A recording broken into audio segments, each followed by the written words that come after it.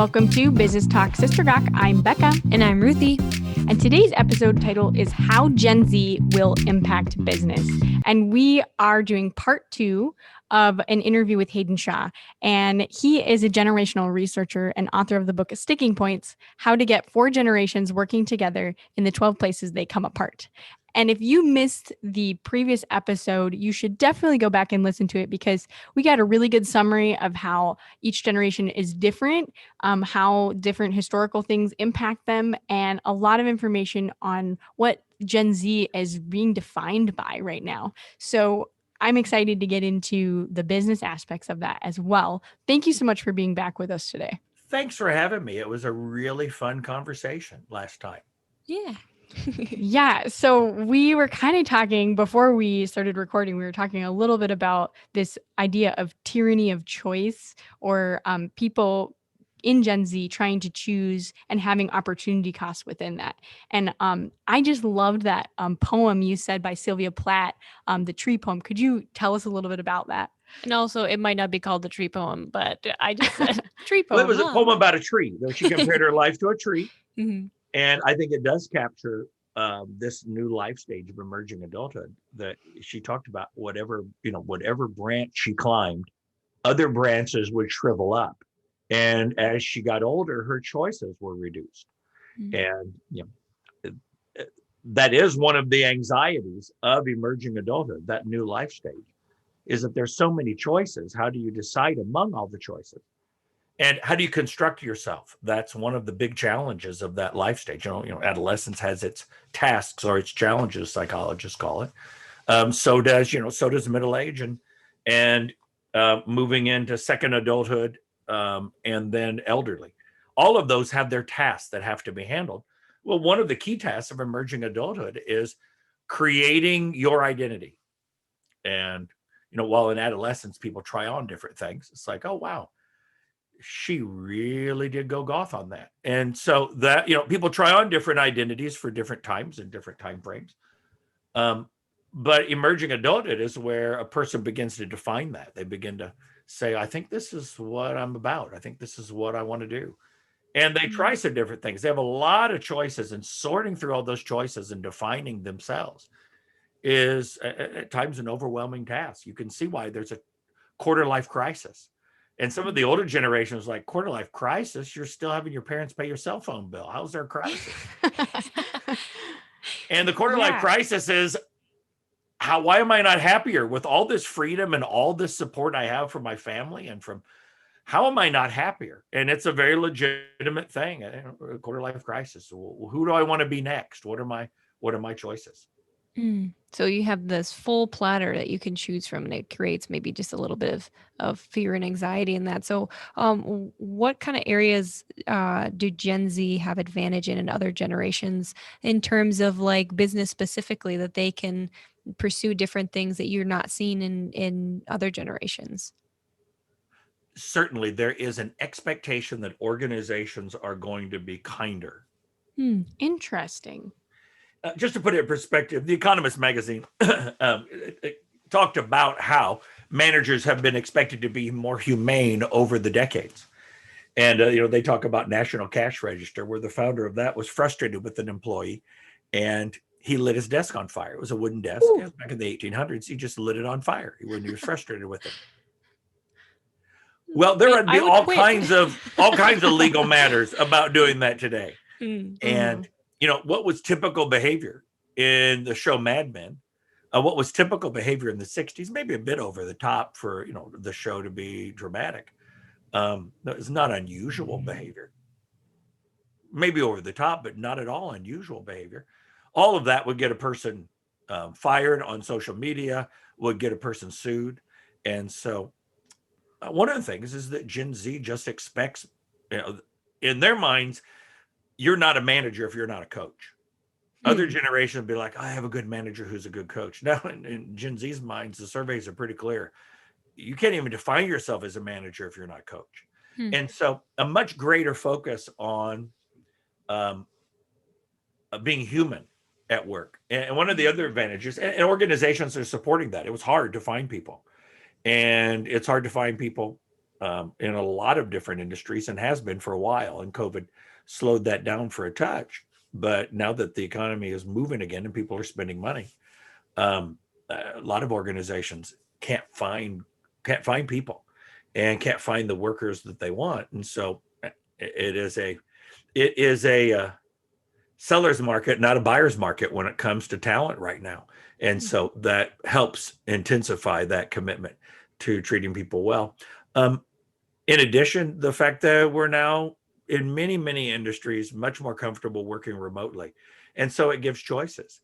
Millennials had to fight really hard in a lot of organizations to take 2 mornings off to work from a coffee shop. Mm-hmm.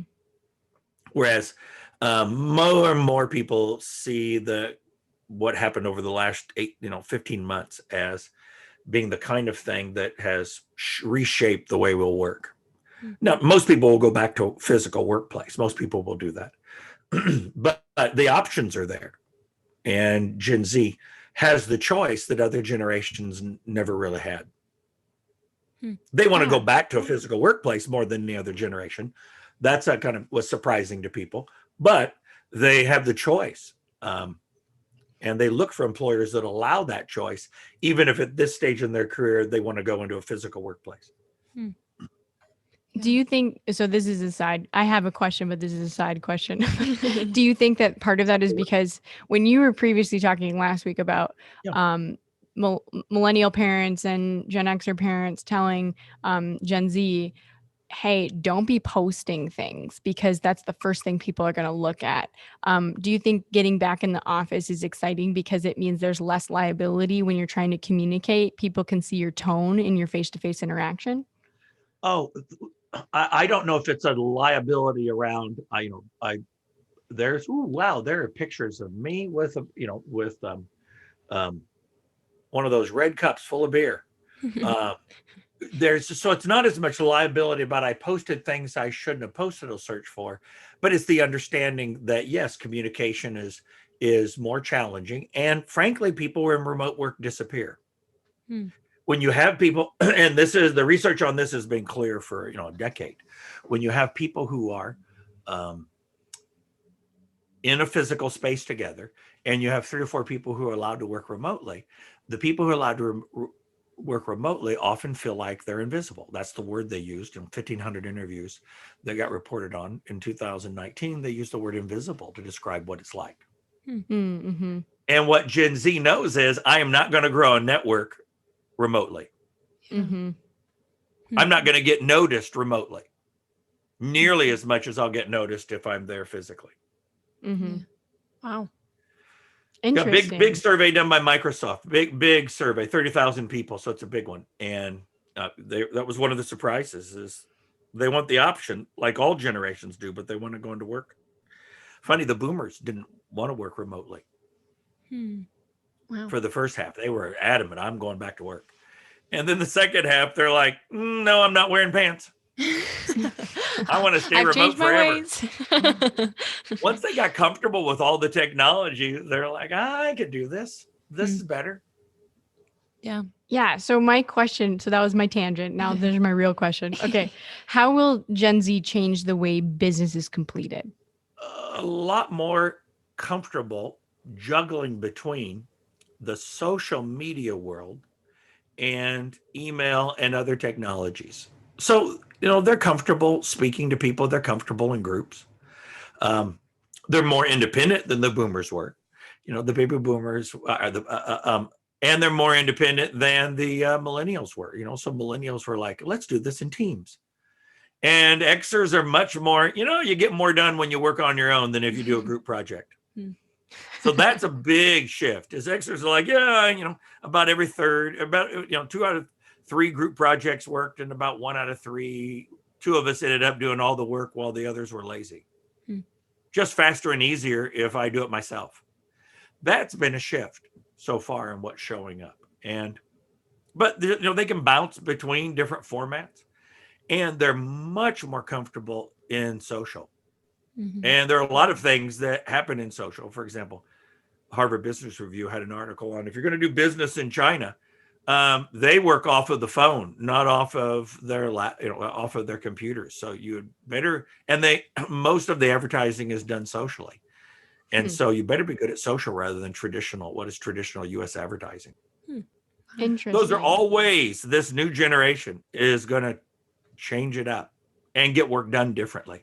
Yeah. So how can businesses prepare for this new generation coming into the marketplace? They need to be afraid, be very afraid. Okay, write that down, put that on a t-shirt. Hey, that could be the alternative to "Okay, Boomer, have a terrible day" T-shirt. That could be, in many ways, they're going to be nose to the grindstone. Whereas, Xers and millennials really had dress code as an issue. For Gen Z, they're like, yeah, dress code, whatever. Most of them said, I'm going to dress whatever the standard is at the company, because they've got parents saying to them, you're not living here at home. You're not pursuing your theater dream. Yeah. And they were told by their parents, go get a degree that has a market that you can sell, and then go do those other things if you want to. But, parents are much less willing to pay, all that money and go into 37,000 in debt for people to pursue a dream. For millennials, it was, 68% of people, I think you ought to pursue your dream rather than have a job with stability. And it was just flipped with Gen Z. Gen Z is like, nope, go for stability versus pursue your dream. So if a business owner is looking to hire someone who's from the Gen Z generation, I guess that's probably redundant for me to say Gen Z generation. Anyways. You said it just fine. Okay. That's valid, since Gen Z is an official title. Okay. Adding generation is completely valid. Okay. What are some common things to be aware of when you're as a business owner, hiring someone from Gen Z? You bet. So, we talked about emerging adulthood a bit now, and I would say go watch the TED Talk that I did. Half of what you heard about millennials is wrong, because Gen Z is also in this emerging adulthood life stage.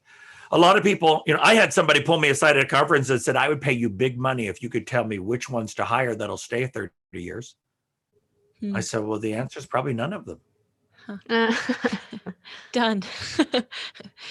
Yeah. And so he goes, yeah, that's what I was afraid of. I said, emerging adulthood means I might meet somebody online and might move to Seattle, even though I'm next in line for promotion in the succession plan. You may be grooming me for a role, and I may go, I think we can make this work, but they just got a really great job in Seattle. And so I'm going to move out there and see if we can make it work. So how do you anticipate changes from Gen Z affecting different business sizes? Is there going to be a difference between small business versus corporate America? Well, corporate America. So I met a guy on a plane that I go to church with. And he said to me, we're just having real trouble competing because some of our competitors, he installs security systems for businesses. And he goes, some of our competitors are offering $10 more an hour than we can. Whew. But you can imagine in the service business, that's a lot of money. Yeah. He goes, we just can't compete with that. So what are we going to do?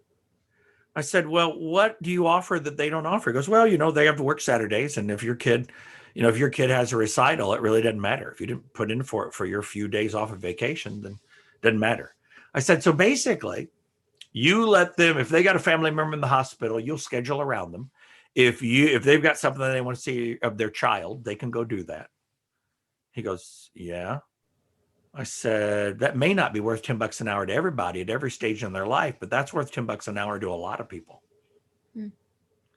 So smaller businesses can be kinder, more people oriented, more willing to listen, more flexible. Unless they get somebody who wants to copy what they think of as corporate America and gets all cranky and hard-nosed. And then they lose their advantage. I said, you ought to tell people, hey, we know you can make more money someplace else. Here's what we offer. And you ought to look with swagger in your eye about all the benefits being small has over being one of those big divisions of a huge corporation where they're going to be, on their good day, they're only going to be a number. I said, if you're in a smaller business, you ought to work that like crazy. Well, if you're a large corporation, you've got all kinds of resources. You've got mentoring programs, you've got technology. One of the things Gen Z really cares about is the technology they get to use. Well, larger corporations frequently have um, more buying power on technology costs, so they can get sometimes some fancier things. Now, it's so funny, by the way, that smaller businesses will go, wow, turnover is expensive. I know. So spend $1,700 for a laptop or a computer system that has a standing desk and what they want to use, and because it's cheaper than turnover. And so people are like, oh yeah, here's Lenovo from 1816. See if you can, there's a handle on there. See if you can pull start that puppy. And the new people get those. And the irony is you got the older, get the older generations that really don't know how to use all the bells and whistles. Hey, when's the last time you edited video and needed all that capacity? I don't know, but man, my RAM is amazing. I think I have 4.2 billion RAM on this thing. Yeah, you could render the world on that, but you don't ever do that kind of work. So why don't you swap out with somebody else? Yeah. So another question I have regarding that aspect of like corporate America offering all these really great benefits, but when a lot of corporate America is becoming more subcontractor based, how do you think this is going to affect Gen Z entering the workforce with so many side hustles and all these different things of how they're looking to make money? Well, it's interesting how many companies are having to change their contracts. Companies with contracts that say no side hustle, because you've got so many people going, oh, okay, well, never mind then. Really? Come back. Come here. Whoa, come back here. What do you mean? Well, I already have 6 or 7 clients. I'm not going to tell them no. Or I've been doing a podcast, or I've been, and they're like, oh, really? I said, a side hustle is a great thing, because if there's any challenge for younger generations is they get bored. We assumed we were going to be bored. Work was a 4-letter word for a reason. But younger generations are like, I'm bored. Yes. Okay, I have other options. I'm bored. I don't know why you're telling me this. Sounds like a personal problem. I'm bored. And then they're gone. I can't believe they left us. Well, didn't they tell you 3 times they were bored? It's work. It's supposed to be boring. One of the things that large corporations can do is give people a lot of options of things they can do so they don't have to be bored. Secondly, side hustle allows people to have something else they're focused on, even when the work is boring or when they've mastered it. And so a side hustle is a great way of keeping people around longer. Yeah. Wow. That's so interesting. I love that. This is just And more than so that, good. they're not going to come and work for you. Many people, if they can't do a side hustle. Yeah, as I've definitely seen a lot of people say, oh, I'm not working there because they have a non-compete clause. Yeah. So definitely, for sure. Well, we have enjoyed so much all of these questions. We have one more question for you. What tools and resources would be helpful for Gen Z to understand if they're going to be successful in the future? Oh, for sure. And, it's going to sound very self-serving, but that's one of the reasons I updated sticking points. So that Gen Z, in some ways, baby boomers have seen all the historical events, like we talked about in the last episode, all the historical events that shaped all the generations younger than them. The generation with the greatest disadvantage is Gen Z, because they've not personally experienced the events that shape people. And so as the word you used in the last episode was so wonderful, it gives us more grace with other people. We're just more patient with other people, and we're better at communicating with them when we understand not only what they think, but why they think it. And so that was the entire design of the Sticking Points book, is to help those 5 generations understand why they think that way. And more than anything else, Gen Z needs to understand why older generations think the way they do, so that they don't really mean, okay, boomer, have a terrible day. So that they really don't mean that. So that it just goes back to being a joke. Yeah. And that is my silly story. When you're ready for it, it's related to the OK Boomer t-shirt. Okay, yeah, we want to hear that as we're going to transition to that now. Hang on. So go ahead and tell our listeners where they can find you. And definitely, guys, if you have not listened to last week's episode, you'll want to go and listen because it's just as good as this one. Well, you can find me at peopledrivenresults.com. And you can also find me from time to time on LinkedIn. I mean, I'm always on LinkedIn, but sometimes I post stuff there. Awesome. All right. Well, I'm excited to hear this story. So go ahead and take it away. It's not as compelling as last week's. I'll just have to admit that. So if you didn't hear last week's, you have to go back and listen to the making fun of my son did on a screen test for a television show. That never ever happened, by the way. But I was wearing an OK Boomer t-shirt in a restaurant and was at, my son was going to have a work meeting. He goes, I got called into this thing. It's just going to be a half hour, but they're taking us to a great restaurant where he lives in Boise, Idaho. And so I'm in there for coffee. And they, hey, could join us. I said, well, I don't want to interrupt your meeting. I was going to sit here and work on my laptop. So it was great. So the woman who was serving, it was a Gen Zer who was serving. And then later that afternoon, she heard my daughter-in-law and wife talking about something related to OK Boomer. And she's like, there was this old guy and he was wearing an OK Boomer t-shirt and it was so weird. And my daughter-in-law said, yeah, that was my father-in-law. He was in earlier with my husband. And she said, oh, and she goes, yeah, that's been his entire goal, is to make that shirt funny rather than strange. And that really is it. That's my goal, is so that OK Boomer is something people say with a smile as opposed to, with homicidal fantasies. Wow, what a way to end our series on generational differences and stuff. So thank you for that. Yeah. And if you enjoyed this episode, definitely check out the other ones and give us a review on Apple Podcasts. We will see you next week.